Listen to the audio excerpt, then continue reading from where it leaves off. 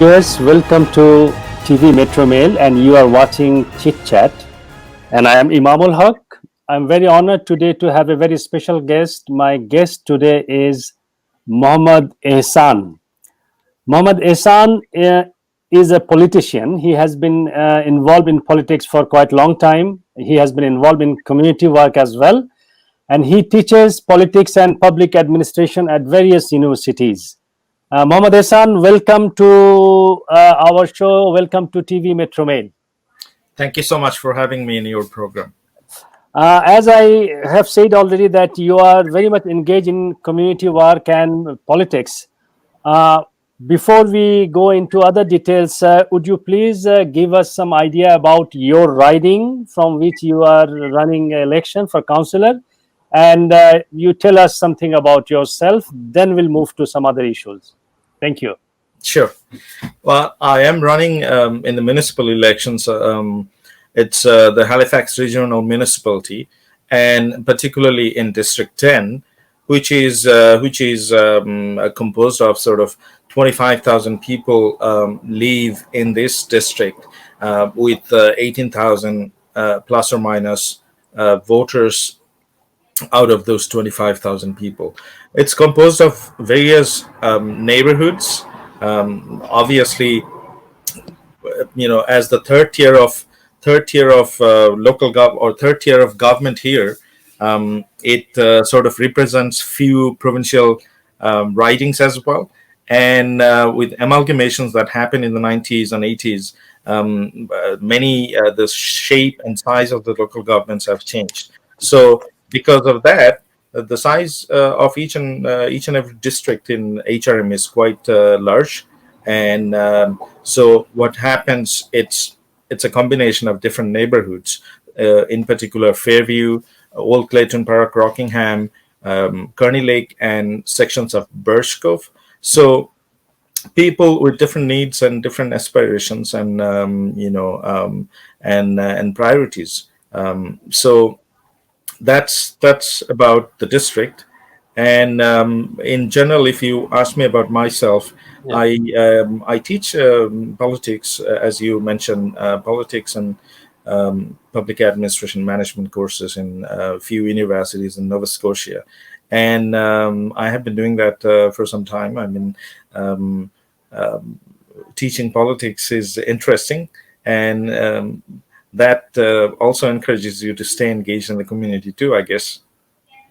So, when did you get involved in politics and the community works? What attracts you in politics? Well, it's I'm talking to you from my study room here, and when I work here, I see seniors every day. I see seniors from my window. Through my window, I see seniors. It's a steep hill sort of Fairview area, so they are taking risk, walking up and down, and if you think about the winter, it's pretty risky. No sidewalks on my street, so on a daily basis, I feel that something should be done. Now, talking about when I started about politics, or started staying engaged in or getting involved in politics, I first got involved in politics at my at my college level, where I participated in student elections, and after that, I guess I remained engaged, and and obviously that was in Bangladesh a long time ago, I guess. And in Canada, when I moved to Canada, I not only myself, but my family, my kids, we all have been always engaged in the community, helping with different initiatives. And as a new Canadian, I would say that what makes you sort of you have a sense of belonging when you stay engaged in the community in every way possible. And again, I mean, you have your theoretical issues like teaching politics, and then doing something on a daily basis in the community that sort of, that theory and practical side, mixing and matching together, that's Yeah. fun. So since you are teaching, politics and you are practicing as well, so that complements each other definitely, because what you see in the field, so that helps you to, bring to your students in the classroom. And again, in the classroom, theoretically, what you are, studying or what you are teaching, you can implement those in the field.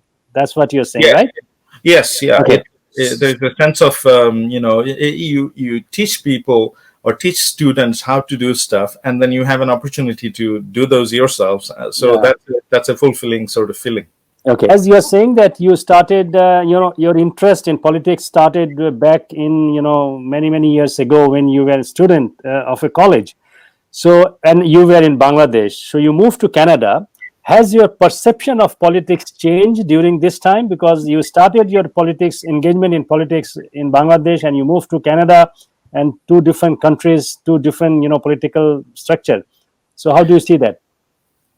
It's it would be generalization if I sort of, broadly brush developing countries and developed countries politics. But when I think about it, it's Noam Chomsky's book, and one of the books come to my mind, Profit Over People. Though he talks about capitalism, but here politics, I say people over people over profit. So it's all about people here in Canada, and not that it's not about people in developing countries, but at the same time you have different cases of mismanagement, corruption, and different other issues that happens all quite often. And to I can give you an example to highlight the differences. When I was doing my or writing my or doing my doctoral field research, PhD field research in Bangladesh and India, I interviewed member of parliaments in both the countries.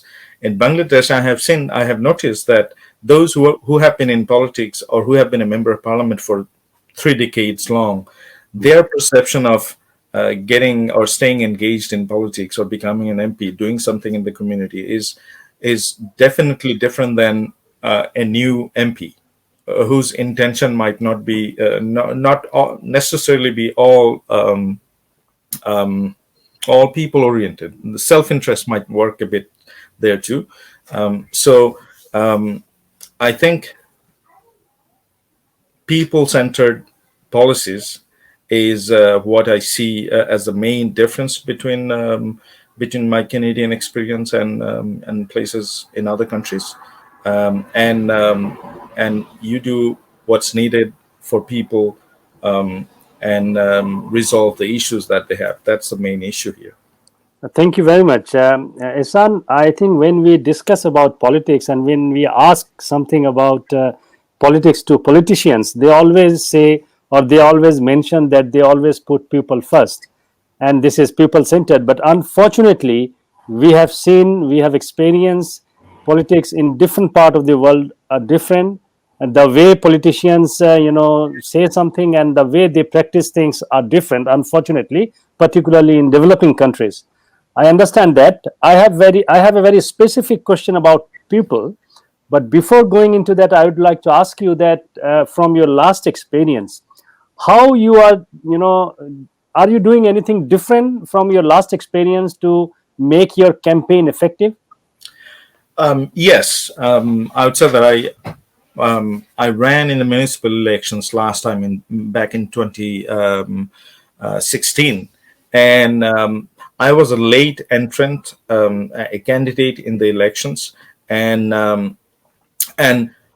just going into the elections a month before the exact date or exact election day, just wanting to spread my name, because I knew that I am going to run again. So I wanted my name to be out. And obviously, the district has been led by Councillor Russell Walker, who has been there leading lots of changes in the district in the last 27 years, and he has done tremendously good job. So he was he obviously is very respectable and has done very good job here. So by no means I went into the elections trying to beat him probably, but this time he's not reoffering, and his family members are supporting me. So I'm hopeful that not only for that, but because I remained engaged in the in community activities in the last 4 years. I participated in different activities, initiatives in the district. I joined. I worked for the boards and different nonprofits here in District 10, and took initiatives that's necessary even during the COVID. That I'm my name and I'm more recognized this time. So that's a big difference between the two different elections, I would say. Okay, thank you, Mr. Ehsan.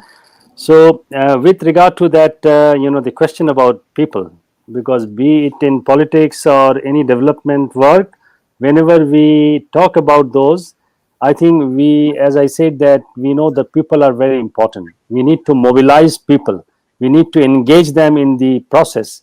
So, what are the strategies do you think, as an academician or as a politician, that we need, that we can mobilize people for, your effective campaign, or any particular issue that you need to, address even after election? If you, come out as a successful candidate, what are the strategies or the measures that you would like to take to mobilize people in specific, addressing specific issues? Your question basically has two segments. One is about what can be done or what is happening during this pandemic, campaign related. The other one is how you involve people in politics, especially at the community, at the third tier, like municipal level. Um, Obviously, everything is upside down right now during this pandemic. And just to give you an example, I mean, I declared my candidacy in March, and just before the lockdown. So the intention was to do campaignings or start campaigning very early, because you can do that from March onward. But that definitely didn't happen. And with different regulations in place right now, or expectations at the door, you cannot really do regular sort of campaigning really. So this time a bit of focus is on electronic ways of reaching out to people. Obviously, 2 months left. Door knocking is the the only way you can reach out to people, because people want to talk to you. I mean, they have multiple options, so they need to sort of get a sense of who they like, and and that's very important, because see, sometimes at the municipal level we talk about platform ideas, and you're thinking about municipal issues. I mean, it's not partisan politics that there is a platform per se, but even at this level you can give a brief about your beliefs and values, that you bring to politics, and that's the main sort of important issue. But the expectation is that there should be a platform, so candidates bring up with different ideas that they want to implement. But at the end of the day, the most important thing at the municipal level is that you are just one of the votes in a 17-member municipal or regional council in HRM. And no matter what issue you bring to the council, you have to be qualified enough to go and talk to other councillors and convince them that this is something that is necessary in your district. So it's more important that you are capable enough to convince them, get the support of your colleagues in implementing policies, or accepting policies by the HRM. So that's one thing. Campaigning is a bit different. this time. And obviously, when we go to the door, we have face masks and we maintain the distance, and we try to make it as safe as possible. And in terms of what do you do at the municipal level? I think my approach has been that I always talk about empowering citizens at the municipal level, because this is a grassroots level government, and the closest government to the people. So anything and everything that happens at the municipal level affect people every day on a daily basis. So even though unfortunately the interest is less for people to get involved in municipal politics, the voter turnout is really not as say Canada wide, the average is 33 to 36% voter turnout in municipal elections. So that's not too promising. The last time in 2016 elections in District 10 or HRM in particular, the voter turnout was close to 30%. So we always want that to change, and we encourage people to participate. I mean, it's if we don't get involved, then we cannot make changes in public policies that affect us regularly. So I think my approach, the last point that I would like to add to this point is that if I get elected, I plan to have town hall meetings in different neighborhoods. There are 4 or 5 neighborhoods in my district.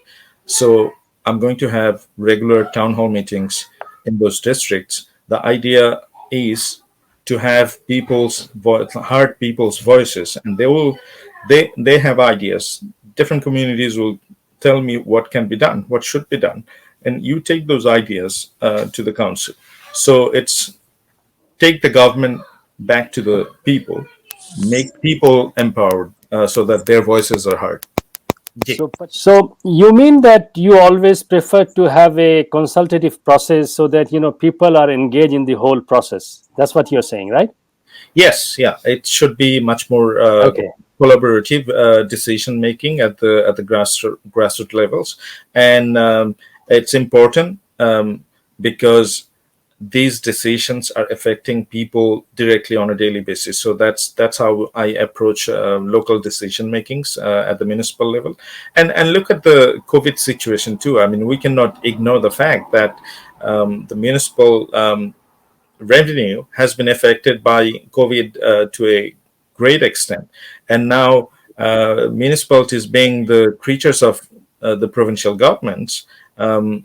You have to get the support from the federal government too, and there are certain regulatory limitations as well. But my view is that we should have collaborative sort of approach among the 3 tiers of government, because without collaboration, the economy is not going to get into its fate and get back to the normalcy, because it's not sustainable if we sort of deal with our economic challenges right now. And for those challenges to be resolved, we need all tiers of government to get involved, helping the municipalities. Thank you. Thank you, Mr. Ehsan. Since you are a academician, you are teaching politics and public administration in different universities, and at the same time, you are practicing politics. You are in the field. Based on these 2 kind of experience, what suggestion or recommendation do you have for people or youngsters, those who like to come to politics in future? I think the exercise, the concept, the notion of politics, the students have to be introduced to this notion of politics at the school level. And the first sort of group of students that I see are in high schools who get involved. Certain number of students get involved in politics. Our public representatives also show some interest in going there and talking to them about different aspects of politics or things that affect the students. And obviously there is a big debate about who can vote in elections. Should 18 years or 16 years be allowed to vote? So those are different issues that are still there. But I am hopeful that if they're exposed to the ideas of politics and community services, more and more students will get involved, and we are doing reasonably okay in terms of doing that in Canada. Okay, thank you very much. The last question, because since you are a candidate right now, you're in the middle of your campaign. So, what do you think? Why people should vote for you? So, do you have any specific pitch that you like to make today? Oh, yeah. Yes. Well, residents in District 10, they have uh, few candidates vying for their support, and I think that it's not. We should look at the candidates, obviously, qualifications and their record of involvement in the community, and whether they are capable of doing the job at the municipal level effectively. It's You can make promises, different issues can be said, but if there's a saying in politics that if you are in politics, people will really understand that whether you are in politics for supporting or resolving issues of people, or are you there for some other reasons. So I think that passion is there for me to do something in the community, and because I have been staying involved in politics, but the reason I'm running is that there's not much you can do staying in the sidelines. So you have to do something. You have to be in the policy process to do something more. So I think I offer my ideas and platforms for the district. It covers different economic issues. I have plans for the environment. There are certain issues in different areas. I want to take the government to the people. There are issues surrounding, how to help our seniors and differently able people, how to make the government, local government, much more smarter and human, because there are so many issues. And for me, it's not about the level of government. If you might be a councillor, you might be an MLA, but if residents in your riding is affected by something, it's the representatives' jobs to help them. And they might not be able to know where to go, but if they are in front of you and they need help, you go and help them. You talk to the MP, you talk to the MLA, and try to help them. That's the main issue for me. Thank you very much. And most importantly, that as you said, that the passion is there. So when passion is there, it is very likely that you will be successful, or you will be making things very effective. I hope so. Okay, thank you very much, Mohammad Ehsan. Thank you very much for joining us here today. Thank you very much, viewers, for being with us and watching this program. As we understand today from Mohammad Ehsan, that if you have a passion, you should definitely get into this business, whichever area you are passionate about. And if you really want to make a big difference in people's life, or if you really want to fix any social issues to make people's life better, politics could be one of the option, definitely powerful option. Thank you very much for watching our program, and Mohammad Ehsan, thank you very much. And viewers, will see you again in our next episode with a new guest. Until then, please take care, stay well. Thank you. Thank you.